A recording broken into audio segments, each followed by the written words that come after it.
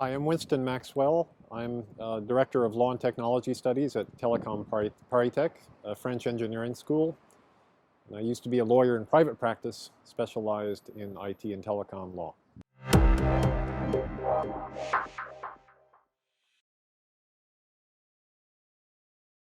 Last week, the European Court of Justice issued an important decision about whether Skype is to be considered a telecom operator under EU law. Now, Skype in general was not really the issue. The issue was more particularly on Skype Out, which permits Skype users to actually connect and dial a telephone number of somebody they want to call. And on that particular issue, the court needed to determine whether Skype should be considered an operator of electronic communications under EU law.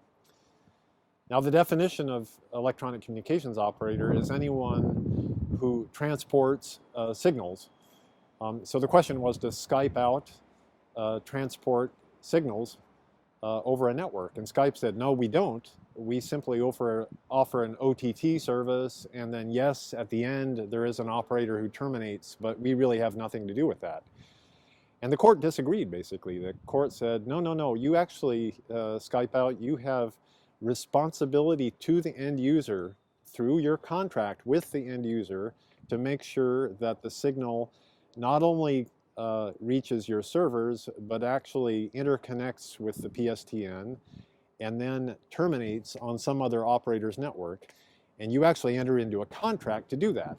And it's the entering into the contract and the responsibility to the end user that triggers your status as an electronic communications operator.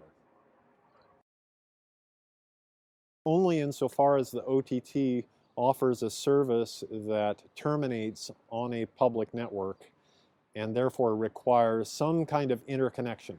If you have an interconnection agreement that assures termination, you basically fall within this new decision. Yeah, well, just a few days after the Skype decision, there was a separate decision regarding Gmail. Again, the same question, is Gmail an electronic communications service? Does Gmail principally consist of the conveyance of signals over a network?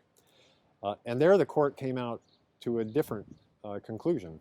They said, Gmail is not in the business of itself transporting the signals, and in fact, the agreement with the end user doesn't really guarantee any delivery of a signal.